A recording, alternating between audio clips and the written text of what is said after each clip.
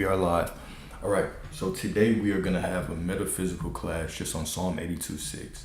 Psalm 82:6, we're going to talk about the 8 verses in it, all right? The most famous verse or popular verse within this is when it says, I have said ye are gods and all of you are children of the Most High.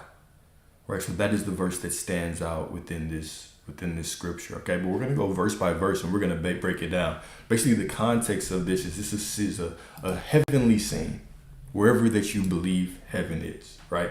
So if you believe that heaven is in the sky, this is God presiding over smaller gods, smaller deities, right? Judges and things like that.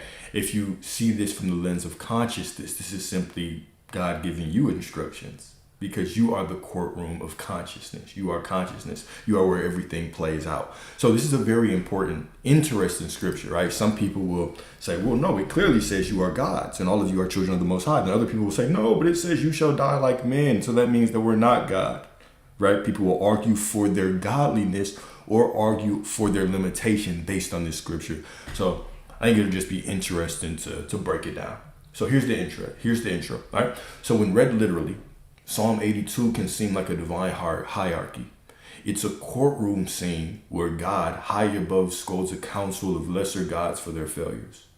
The reader might assume these gods are fallen angels, celestial beings, humans, or ancient judges appointed by heaven. From that lens, God remains distant, an external ruler evaluating inferior creatures.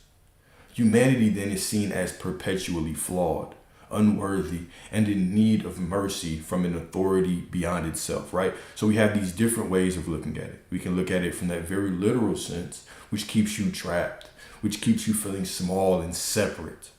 Or we can look at it from a metaphysical lens, all right? So that interpretation, that first interpretation, keeps consciousness small. It makes us subjects rather than expressions of the divine. It teaches that power belongs elsewhere and that the best we can do is hope for favor instead of awakening to our own inheritance.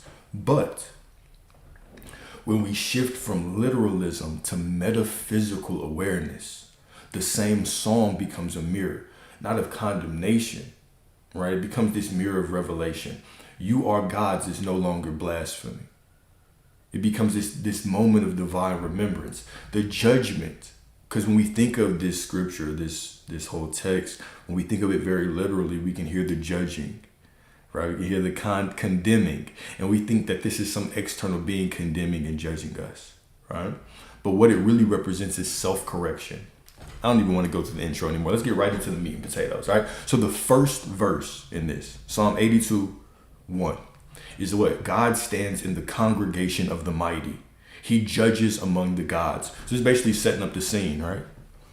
This is setting up the scene. If you think that heaven and God is external, you would think of God in this courtroom with all of these lower deities, right?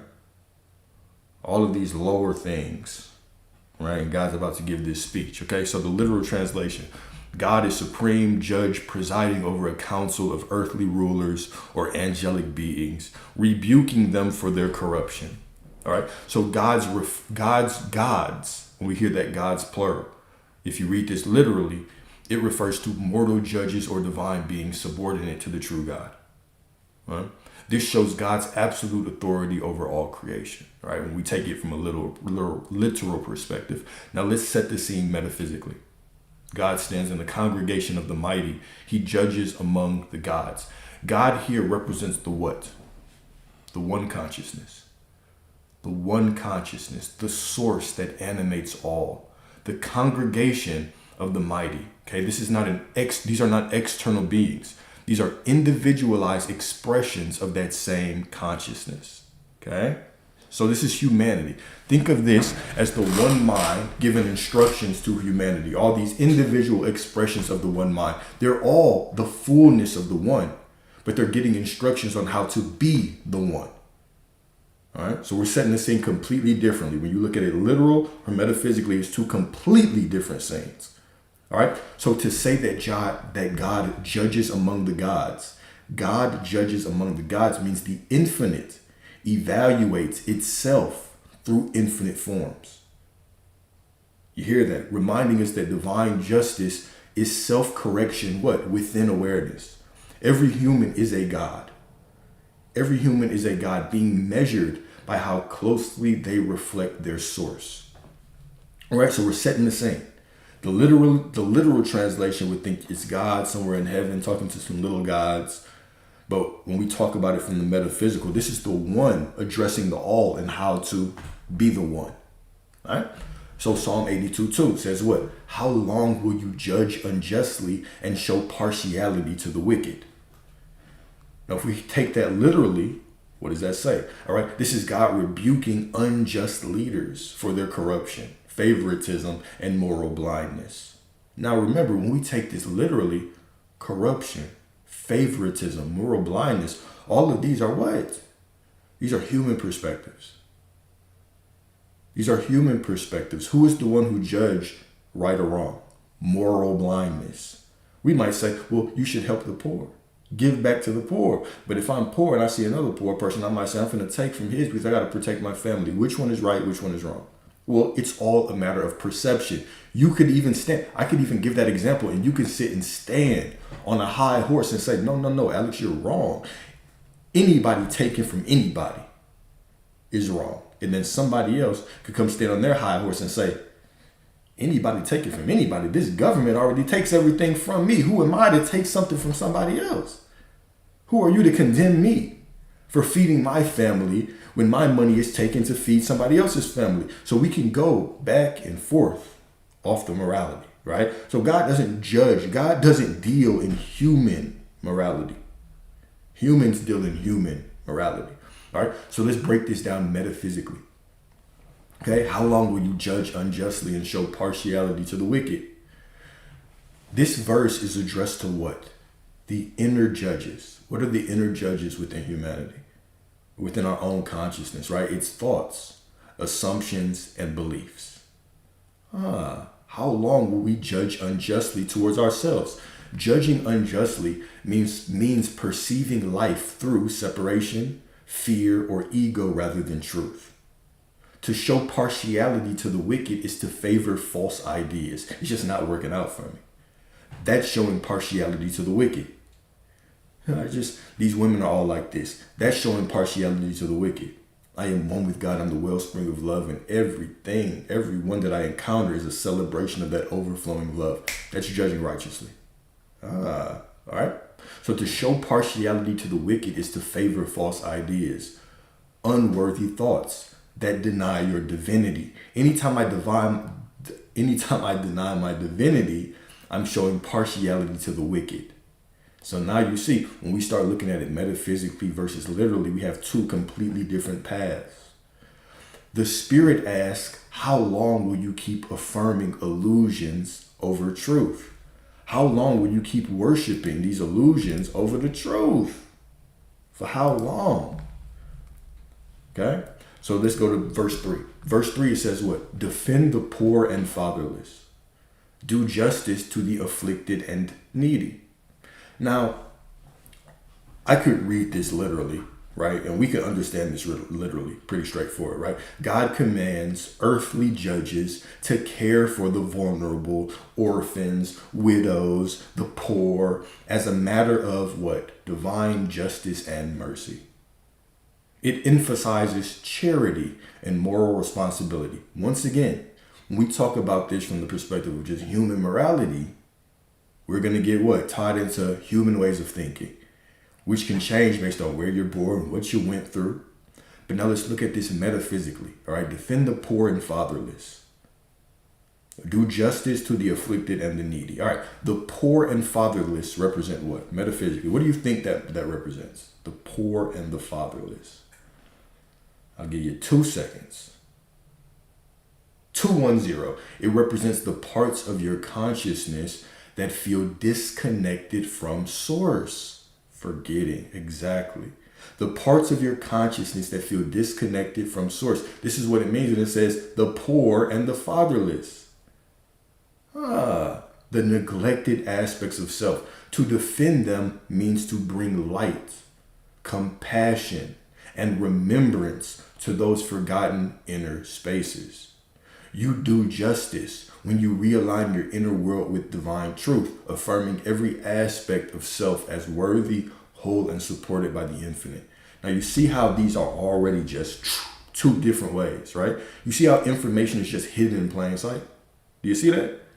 Now, if I read this shit literally, I'm going to think of myself as small. I got to go give my money away. I got to do all these things. I got to do all this shit just to climb this ladder of righteousness. But this is all talking about the inner state of being. See how all confusion stems from the illusion of separation. When I believe God is out there, and I think God was taking this and talking to some people out there, some beings out there, judging based on human morality, I'm going to be lost. I'm lost in the sauce, man. But when I remember that this is all the book of consciousness, I see differently. It is a beautiful description in how to live your life. An absolutely gorgeous painting of how to live your life in closeness, in unity with the Most High. Okay? So defend the poor and fatherless. Do justice to the afflicted and needy. All right? When you realign your inner world, okay?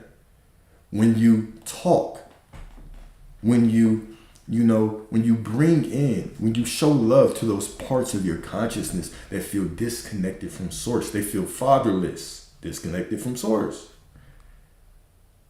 This is what it's talking about. Now, verse 4. Okay? Deliver the poor and needy. Free them from the hand of the wicked.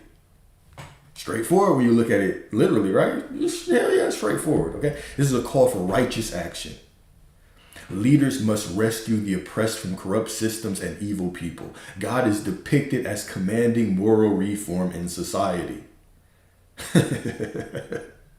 Elect God for president. This is why a church can come out there and they can say this politician is the candidate of God. They're just talking out their ass. This candidate is the candidate of God. Right? How do you know? It's just your candidate, which you are God. So it is your candidate. But you can't speak for that. You can't do that. Right? You're simply one individualized expression of all that there is. Okay? So what does this mean metaphysically? Deliver the poor and needy.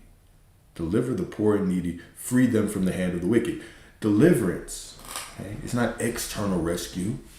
It's liberation through awareness. Right? So the wicked represents what? Limiting beliefs and false identities that enslave the mind. So when we talk about the wicked, we talk about Satan. We're not talking about external beings. We're not talking about moral corruption in politics.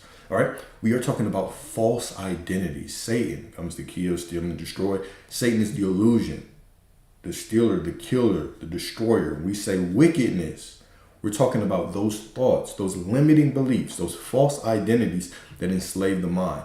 So you free the poor and needy within you when you what? Withdraw attention from appearances. Withdraw attention from appearances and return to the recognition of your divine sufficiency. Every thought rescued from fear becomes a redeemed soul within your own kingdom of mind. Right? All these different versions of you. So when you redeem, right, part of you, right, that is identifying with that external reality that looks a certain way, and you remember who you are and you redeem it, that is a redeemed soul within your kingdom. Okay? Hopefully this is making sense. I trust that it is. Let's get a little bit further, right? Psalm 82:5.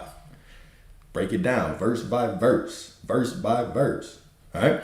They know not, neither will they understand.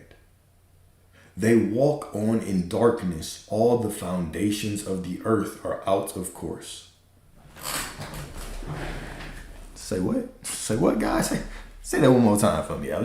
They know not, neither will they understand. They don't know, they don't understand. They walk on in darkness. All the foundations of the earth are out of course. All the foundations of the earth? All the foundations of the earth are out of course. I mean, no wonder people are walking around, these religious folks, saying the earth is, everything is going away. The earth is in chaos. We're in the last days, the rapture. Right? When you read it literally, shit sounds scary. Scary than a motherfucker, right? So the literal view, a lament that unjust leaders are spiritually blind. Their ignorance causes moral and social chaos. The foundations of the earth, right? The society, the foundation of the earth, the society crumble because truth has been abandoned. Right? No wonder. You take this book and you read this shit literally, you want to go invade everybody. You want to send your army everywhere. Kill them off. Because this book says so. All right? But let's read it metaphysically. Metaphysically. When consciousness forgets its source, the outer world appears chaotic. Okay, so when we hear source, right? When we hear the foundations of the earth are out of course, what does the foundation mean? It represents your inner foundation, right? Because remember, this is a book of your inner state of consciousness, right? We're not talking about external things. We're talking about internal things. So the foundation, all right? When consciousness forgets its source, when it forgets that it is one with the Creator, when it forgets it is oneness, all right? The outer world appears chaotic. Walking in darkness represents spiritual ignorance, forgetting of who you are, identification with matter over spirit. The foundations of the earth are the mental constructs and systems built upon this ignorance. When we build our identity based on the illusion of separation.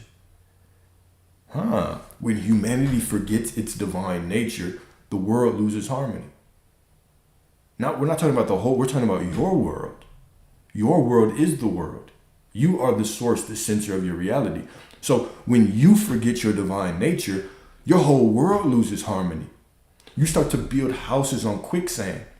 You start to build an identity on this feeling. Today I feel good, so I'm a happy guy. Today this person left me, so I'm walking around and I'm a heartbroken person. I'm a broken person. I'm a betrayed person. But you're forgetting that you're much more than all of those. You are the source, the center. You're seated at the middle of reality. Okay? So when humanity forgets its divine nature, the world loses harmony. When we remember, order is restored. They know not, neither will they understand. They're just going to be walking around blind. They walk on in darkness. All the foundations of the earth are out of course. You see? I know it's hidden in there a little bit. You really got to poke around and see. Right? It's like, this is why. This is why this is such a powerful text. All right. People are like, well, why did you read that? Why don't you read other things? I do read other things. Of course I do. Right. But this is very, very powerful when you start to contrast the literal meaning with the metaphysical meaning. It gives you very, very deep insight on just how to be. Very deep insight. Right. Think about this literally and metaphysically. They know not, neither will they understand. They walk on in darkness. All the foundations of the earth are out of course. When you think about this literally, you're thinking everything out there is the problem.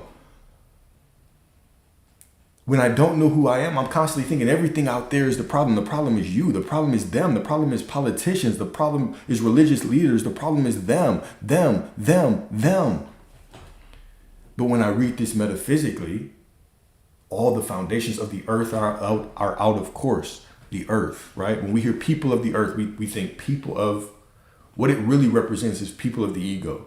People who are constantly focused on things out there. But what this means, it does mean that, but it's not talking about them. It's talking about you. Scripture is about you. It's about you. You. All right? Next part, Psalm 82:6. I have said ye are gods and all of you are children of the Most High. Now, even this taken literally can be a little bit, except, well, it's a little g. But it's a little g, Alex. It's not the big G God, it's the little g, right? A poetic metaphor. When we hear this literally, right? We think, oh, it's just a poetic metaphor for the dignity of humanity. You know, we are God's children, not gods ourselves, right? It's often seen as like hyperbole, warning, judges that though they hold divine authority, they are still mortal and accountable. Right? It just sounds poetic, Alex. We're not really gods. It just sounds good. But let's read it metaphysically. All right? So this is the core revelation of divine identity. You are gods. Ye are gods affirms that the essence of the divine dwells within every soul. Children of the Most High signifies emanations of the one source. Remember, even scripture will make concessions so the human mind can understand. That's why Jesus spoke in parables. Because he changes, come out there and say, you're God, bro. The only reason I can heal you is because I saw you as God. I know that you're just me. And we're all just the same. Right? He made concessions so people could understand. Right? This is what this is a concession. All right. You are gods affirms that the essence of the divine dwells within every soul. Children of the Most High signifies emanations of the one source. Emanations of the one. Not separate creations. Not separate. Emanations. Okay? This verse collapses the illusion of hierarchy between creator and creation. It declares unity. The awareness that I am is the voice of God within man recognizing itself. Okay? And now here's a skeptic's favorite verse. Right? Psalm 82:7, right? It says, but you shall die like men and fall like one of the princes. Right? They, well, no, Alex, that's the proof that we're not gods. That's the proof, right? Arguing for limitations. Just arguing for their own limitations, all right? So the literal view of this, how can we see this literally? A warning to mortal rulers. Though they hold authority, they will die and face judgment like any man in some dark, scary place after death. Power and privilege do not exempt one from divine accountability. No, that's not what this means. What does this mean metaphysically? Metaphysically, what does this mean?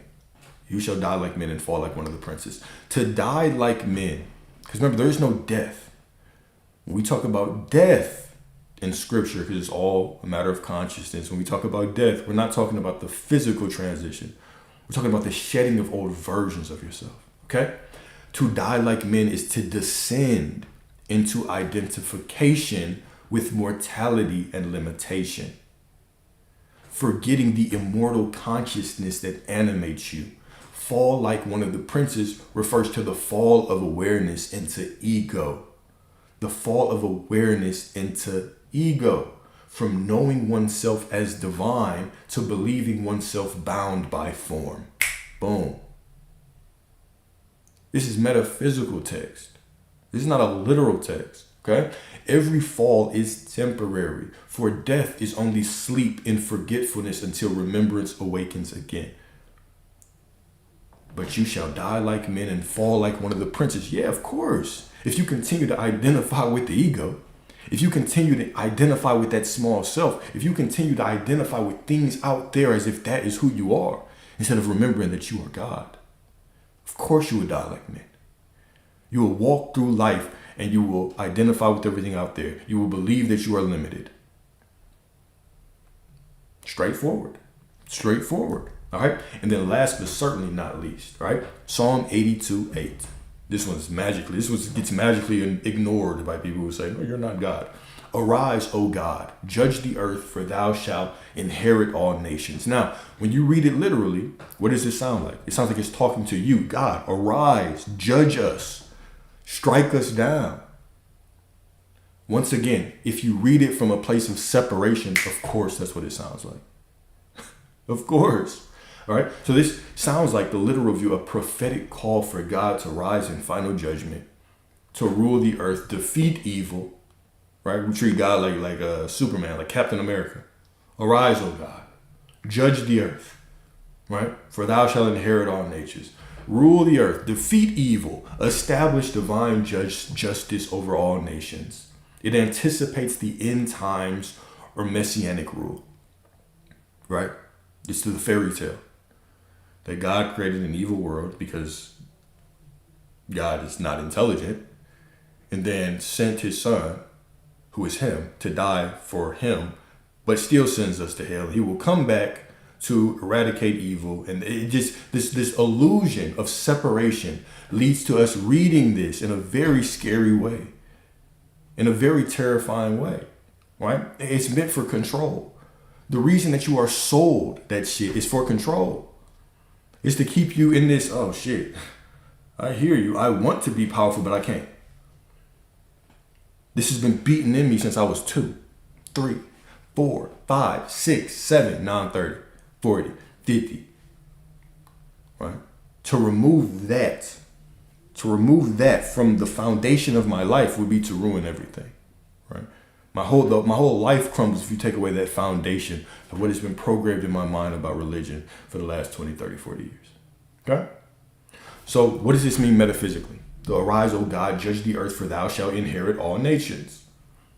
This is the call for awakening. Arise, O God. I'm talking to you. is the soul's command to the sleeping divinity within, right? Even if you think that this God is a different part of you, this is you telling you to wake up. Wake up, remember who you are. This is the soul's command to the sleeping divinity within, the resurrection of the true self-awareness. To judge the earth means to bring spiritual order to material existence, letting divine consciousness reign over the world of form.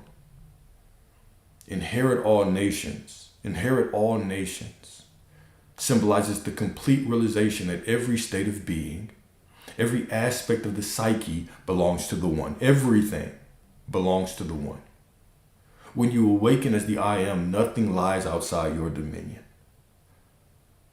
So hopefully this helped have a better understanding of this Psalms 82, right? And hopefully, if anything, right, it's an invitation to, I know some of you have asked me, like, should I read scripture? Where should I start? And I would say, wherever you're called to start, right?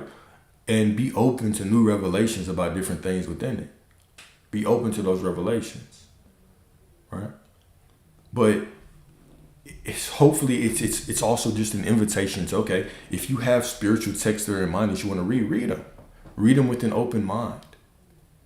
Allow those things to speak to you, right? Knowing what you know about Source, about God, right? You should be able to pick apart these in a different way. Don't let me be the final say-so on what these things mean. Right? I can translate them from my perspective, right? They get your own understanding from them. But I'll tell you, when you start looking at these things metaphysically, when you start looking at scripture from the perspective that it's all you, your mind will be opened up. When you're like, okay, none of this is outside of me, what could this mean? It will open up a different world of understanding. And that's a good thing. That is a good thing. All right? So, Psalm 82 is a metaphysical mirror showing humanity's forgotten divinity. This is all it is. It's a mirror. It shows our forgotten divinity. From 82:1, it's like God sitting you down, all the way to 82:8, where it's a call to rise as the God within yourself. That's it. Okay? That is it. Cool. All right. Well, that's what I wanted to discuss this beautiful, beautiful morning. I'm going to end this one short because I'm probably going to be on here for a while this evening. But I got to go do some stuff with family. All right? But love y'all. Y'all stay prosperous. Y'all stay beautiful. Y'all stay blessed. Of course, this will be on YouTube. The document will be on YouTube. And then we'll talk again this evening. Perhaps. All right? Peace out.